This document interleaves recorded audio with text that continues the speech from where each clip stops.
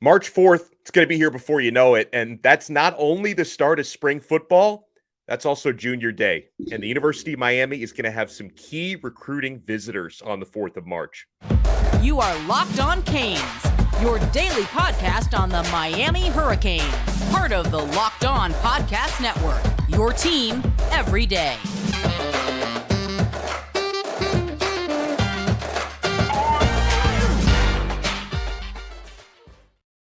Happy Friday. I'm Alex Donno, your host. I'm a University of Miami alumnus, longtime South Florida sports radio vet, and contributor to allhurricanes.com.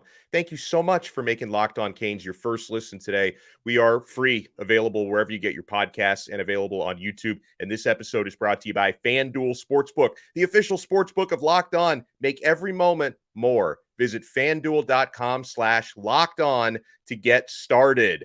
So March 4th is going to be a big day, guys. As I mentioned, Junior Day. Miami's going to have some visitors for the start of spring football. To talk about that and so much more, we bring in our friend and my colleague, Brian Smith from All Hurricanes and Fan Nation. Brian, how you doing, sir?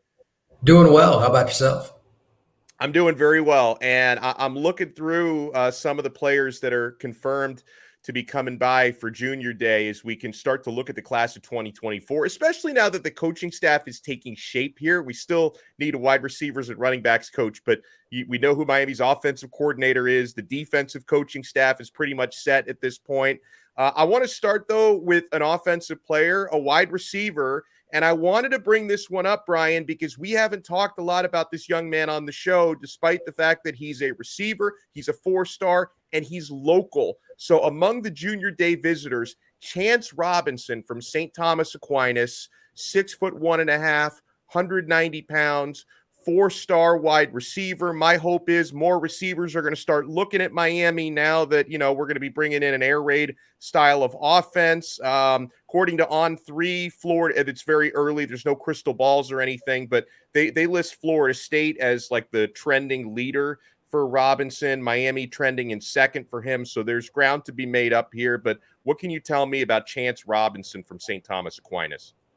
I interviewed him last weekend, and he's a lot like most St. Thomas kids. Well-spoken. He's got a plan. He's not trying to rush his recruitment. He's coveted by Lord only knows how many people. But he told me that Mario and the staff, and this was right before they hired and made the OC decision, they were after him, the whole staff. Like this wasn't just Mario. So that means he's a priority. Okay, that's number one. And I'd seen him last spring when I went over to see Roger Harry at an STA in spring ball. I said, Roger, I was like, who's that? And he's like, that's Chance Robinson. He just kind of smile on his face. And I didn't have to ask anything else because I knew. And the way the kid shot off the line, et cetera, he's got deep speed. And he showed it again this past weekend for South Florida Express. He's a burner. He can separate a defense, change what their play calls are. And he's a humble kid. He's all the things that you look for in a recruit. So on and off the field, he is a big-time get for somebody. And, I mean, not that South Florida's ever short on receiver talent, but he's towards the top of the board. So, and he's really good friends with Jeremiah, is going to Ohio State, and a certain guy by the name of Josiah Trader, who's high on Miami's board too. So there's a lot of pull. They all play together at South Florida Express. Yeah. Getting him would really help Miami because that 7-on-7 team and STA, they have a lot of cachet in the recruiting world, especially in South Florida. So he's a very big-time recruit. Real quick side note, Jeremiah Smith, he will not be visiting on Junior Day. Well, maybe he could, but he's not confirmed yet to be visiting Miami on Junior Day. But, he is verbally committed to Ohio State.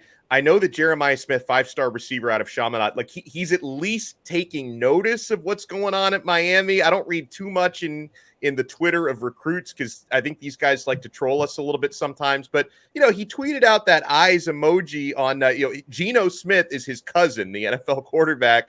He tweeted out that eyes emoji when Geno Smith was praising the Shannon Dawson hire because Geno played for Dawson at West Virginia. So, at least I know Jeremiah Smith, he's taking notice of what's going on at Miami, Brian. But, we talk about him a lot. He won't be easy to flip. Jeremiah is going to be a kid that you recruit until he tells you to leave him alone, and then you still recruit him. He's the best player in the country. I mean, there's just I mean, Mario's in a tough spot. The kid just kind of wants to go away from home and do his own thing, but you have to recruit him. He's in your backyard. Yeah. And he's another kid like Chance, super kid. I talked to him a little bit this past weekend. I didn't bug him about recruiting. We were just talking football.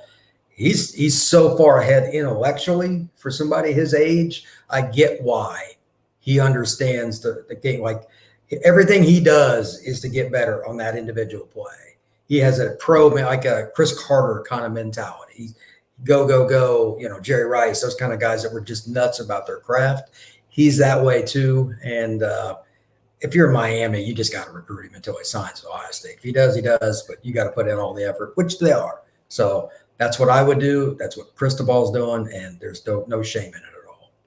Let's go to quarterback because there's a really good one who is going to be visiting March 4th on Junior Day, and he seems pretty enthusiastic about what's happening at Miami, and that's Air Noland, Langston Hughes High School in Georgia, state champion, 4-star quarterback, and from where I sit, Brian, his skill set, I think, would be a really good fit in Shannon Dawson's offense at Miami. Do you agree? 100%. I've known him since his freshman year. He was on Cam Newton's 15U team. I did a special on him a couple of years ago with some of his other teammates. Another kid that's got a high intellectual ceiling. Very yes, sir, no, sir. Traditional Deep South, just very respectful. But he's also a kid that gets it, that not every play has to be a deep shot. Yeah. He played with SFE with those guys, Chance Robinson, and then this past weekend, he was rotating with other guys, didn't complain about it. They're loaded at every spot. And he just makes the passes that you have to. And he's also mobile. He does well outside the pocket. He can throw deep if you need him to, but he's been trained forever to play quarterback, and he's a unique kid. He'd be really good in about any offense, to be honest with you. Fair enough. I guess when you're as good as he is, you could adapt to about any situation. Let's talk about a defensive player who's going to be visiting, who is one of the top players in the country. And sometimes when I think about these players, like, hey, we just talked about a quarterback whose name is Air.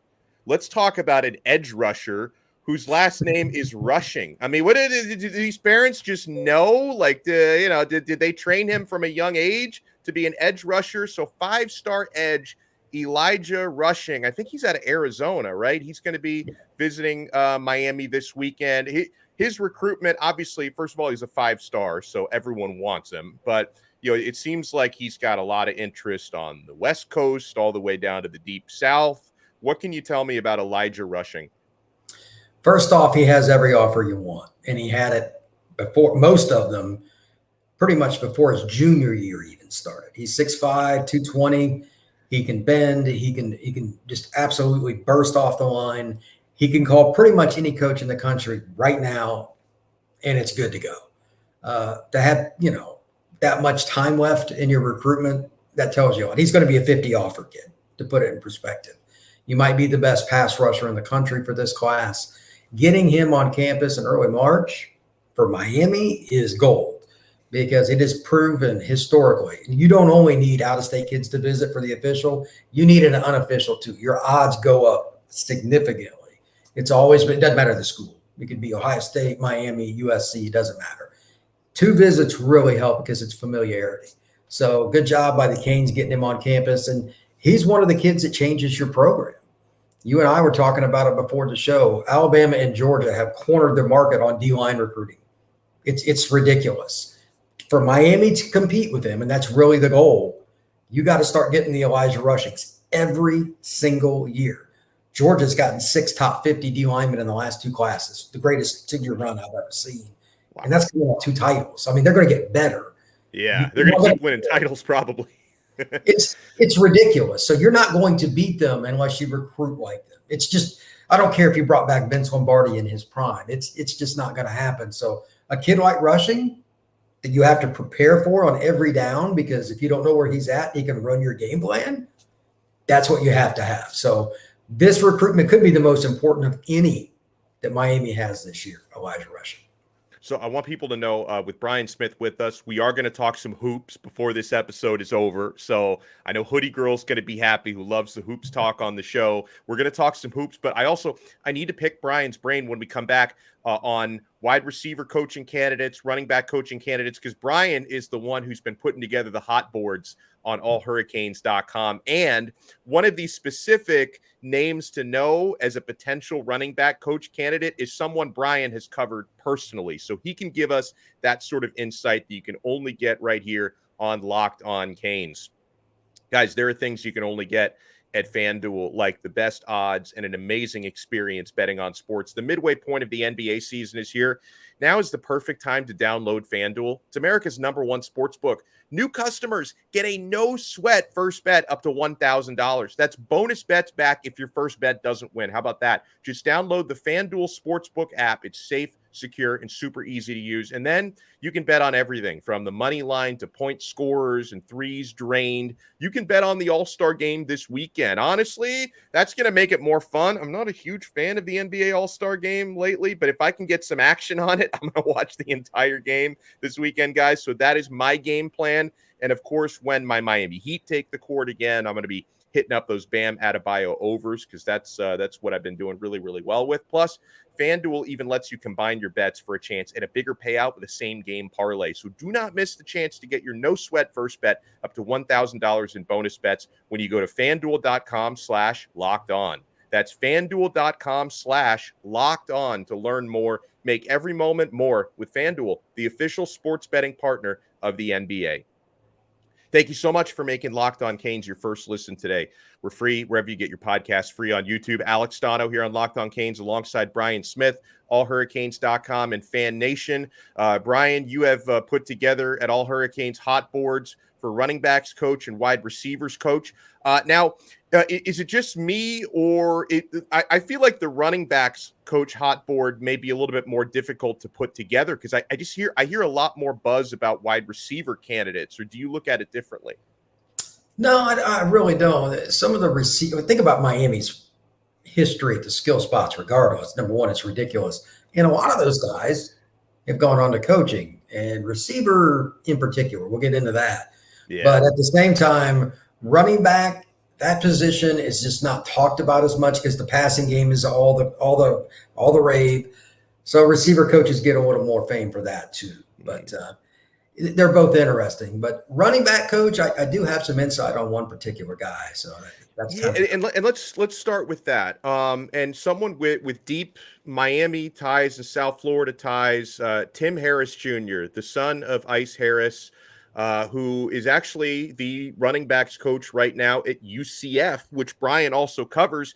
And I was looking, Brian, at the rushing numbers that UCF put up last season. I'm like, damn, like I obviously talent, I'm sure, has something to do with that, but I'm sure coaching does as well. What can you tell me about the job Tim Harris Jr. has been doing at Central Florida?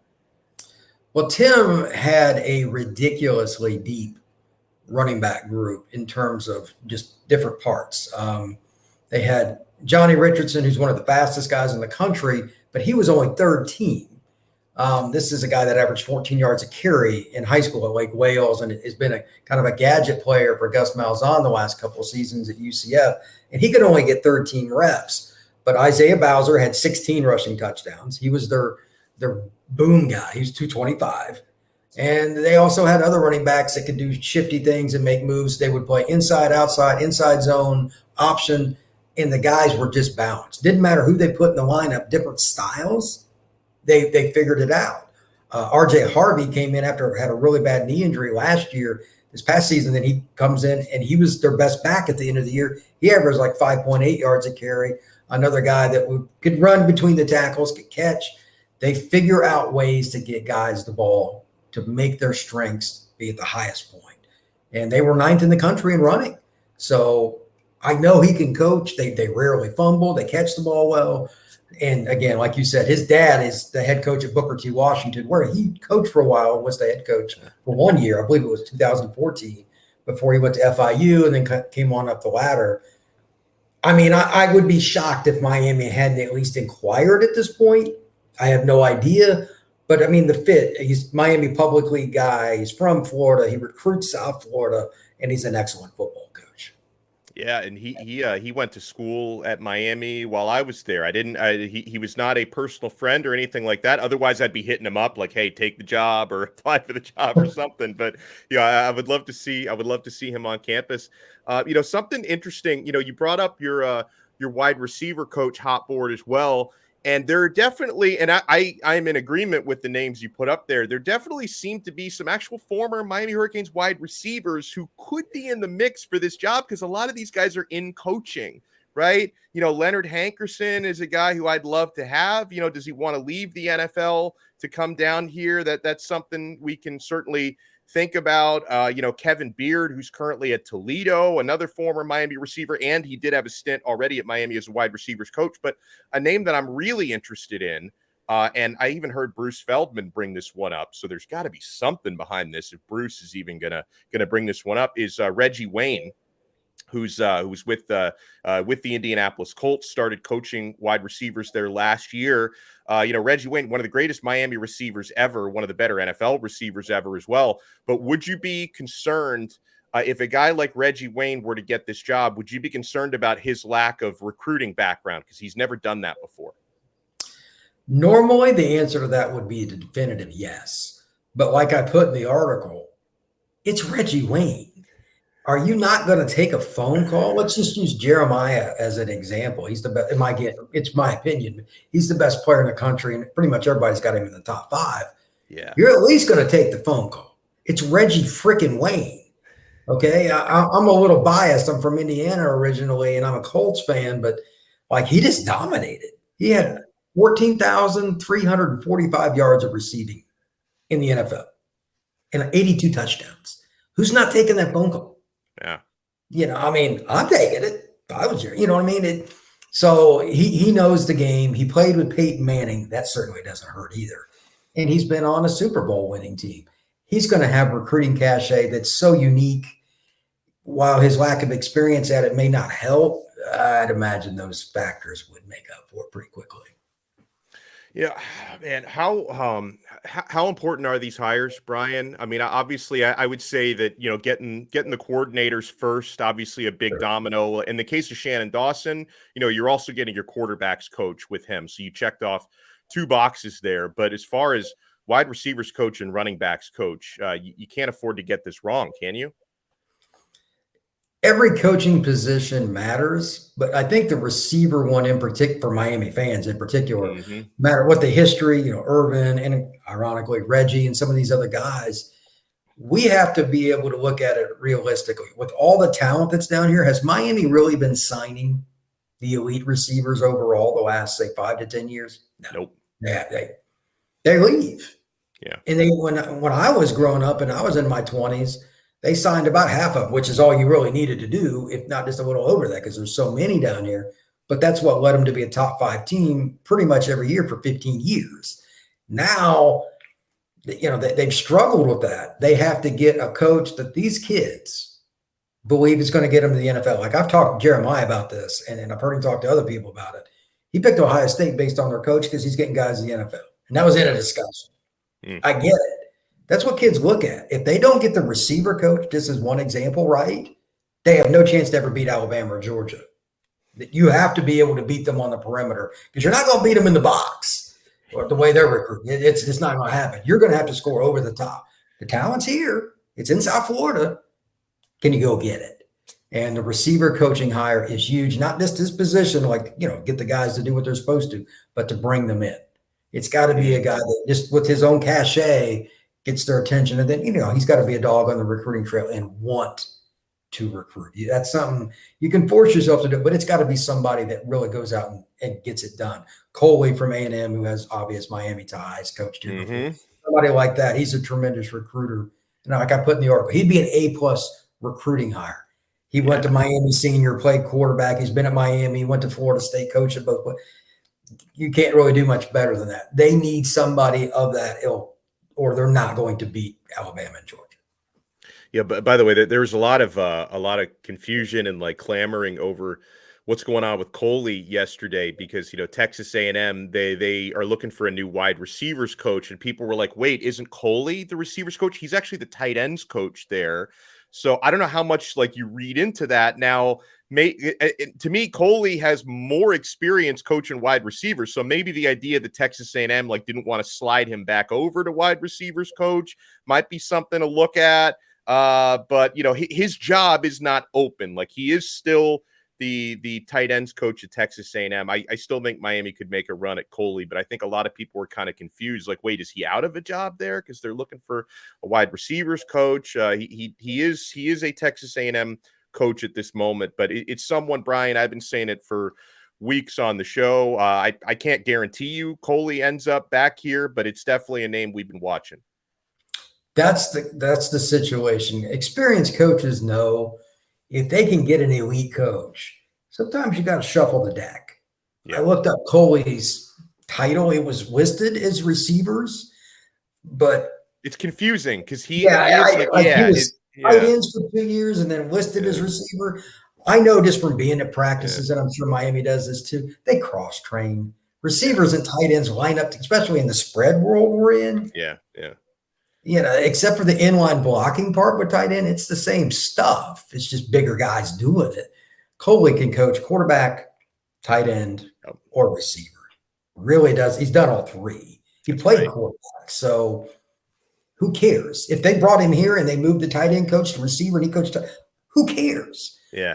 They all work together anyway. So I'm sure A&M's thinking the same thing. They were trying to get Louisville's receiver coach for whatever reason, and that's what brought about some of that confusion. Yeah. I have no idea what Jimbo plans to do with Coley, but I guarantee if he can get an elite guy and Coley needs to be one way or the other, that's the way it'll work. That's, it's smart decision-making. We're getting some great stuff here from Brian Smith from allhurricanes.com and Fan Nation. It's a huge sports weekend coming up at the U. Baseball open it up tonight against Penn State, and basketball. Big game, and 4 huge games left because they're trying to win the ACC regular season. They're going to try to win the ACC tournament. Miami is going to be hosting Wake Forest on Saturday. We're going to talk about that with Brian Smith when we come back here on Locked On Canes. Thank you so much for making Locked On Canes your first listen today. Make sure for your second listen, you check out Locked On College Basketball. My dudes, Isaac Shade and Andy Patton, are taking you around the college hoops landscape in 30 minutes or less, interviewing the best analysts, coaches, and players. They even had me on earlier this week to give some love to Canes hoops, so I love it. Make sure you make Locked On College Basketball your second listen, available on YouTube or wherever you get your podcasts. So, Brian, right now, Miami tied with the most ACC wins. They're right in there in the picture to potentially win an ACC championship this year. All the games are big from this point forward, including Wake Forest at home tomorrow. Hurricanes are going to try, what would it be now, 15-0 at home if they can get this dub? What do you have to look out for most in this game against Wake tomorrow? The biggest matchup, and it's the one I wrote about, is the point guards. Obviously, Nigel Pack just came off a great game. He knocked, 23 points in the last game? And by the way, just from a fan perspective, his range is ridiculous. He's fun to watch. If he's inside half court, you better cover him. But the other part, he's going up against a guy that's just as good, if not even better, in Appleby from Wake Forest, who's averaging over 16 points, over 6 assists a game. They're going to go at each other all game long. If you're a basketball nut like I am, and I'm from Indiana, it's a basketball state, this is why you watch college basketball in late February and early March. Guard play dictates who wins championships, regular season, tournament, and then the NCAA tournament. This game will be as good a game as there is in college basketball on Saturday. Anybody that likes hoops, whether you're a Canes fan or not, should tune in. Watch those point guards. The winner of that matchup will probably dictate the winner of the game itself because they are both excellent. And one of them is probably going to have that key moment, whether it's a pass, a rebound, assist, whatever it is. Appleby and Pack, 2 great point guards. Miami Hurricanes hoops team right now, they're having a wonderful season. The season were to end now, they'd probably be like a 3 or a 4 seed in the tournament, but they have an opportunity to raise their stock, Brian, including they're going to be ending the season on March 4th against the team that's currently sitting atop the ACC, who they lost to a close one on the road. That's Pitt. Miami will get them at home for the season finale, which is a big opportunity. How important is it for Miami to finish the season on a run, Brian, and try to improve their seeding? The next article I have about basketball is tomorrow morning, and it's specifically about that. Last year, Miami made it to the Elite Eight and got trounced by Kansas, who had played some easier games as a 1 seed and eventually won it. Well, they were a 10 seed. To even get to the Final Eight's pretty hard. They played Auburn in the second game, who a lot of people thought were going to win it, and they upset Auburn. But they spent so much energy getting there, it was hard. Well, we did some research. 18 of the last 22 national champions were a 1 or a 2 seed. Basically, you need some help with easier games. Now, those teams have talent. I'm not saying they don't. Duke, Kentucky, whatever, UCLA, etc. But those programs all did one thing: get high seeds. You need, like Kansas opened with Texas Southern. No offense. I'm not looking up Texas Southern's roster. I don't care. I know they're going to get beat by Kansas if Kansas shows up. I'm sorry. And then they got slaughtered. When you can rest your starters, that's why you want those 1 and 2 seeds. Miami's on that cusp, just like you mentioned a minute ago. If they can win out the regular season and win the ACC, especially if they can get the 1 seed in the ACC tournament and at least make the ACC tournament finals, they could end up with a 2 seed. There's so much basketball left to be played. If Miami can get to that point, it increases their odds to make a deep run in March incredibly. So let's take a look at those games. And the one you mentioned, Pittsburgh, last game, Watsco Center, it's senior now, the whole 9 yards. That game will be as loud in that arena probably ever. And for good reason. I mean, Pittsburgh's a darn good team. They beat Miami by 3 the first time. Pittsburgh's good, but the winner of that, hey, Pittsburgh, don't count them. They could make a deep run too. That's a good basketball team. So the ACC basketball season is highly contested. It's a blast. Really enjoying it. I love it. Well, make sure you guys check out Bryant's work. You can follow him on Twitter at FBScout_Florida, allhurricanes.com. Brian, can't thank you enough, my friend, for the time. Enjoy your weekend coming up. Thank you, sir. Have a great day. Everyone have a great weekend. Make sure to subscribe to our podcast, Apple Podcasts, Odyssey, Spotify, wherever you get your pods. Hit that subscribe button. Leave us a 5-star review if you have time to do so. If you don't have time, make time. And make sure you subscribe to our YouTube channel. We'll talk to you guys next time on another episode of Locked On Canes, part of the awesome Locked On Podcast Network. Your team every day.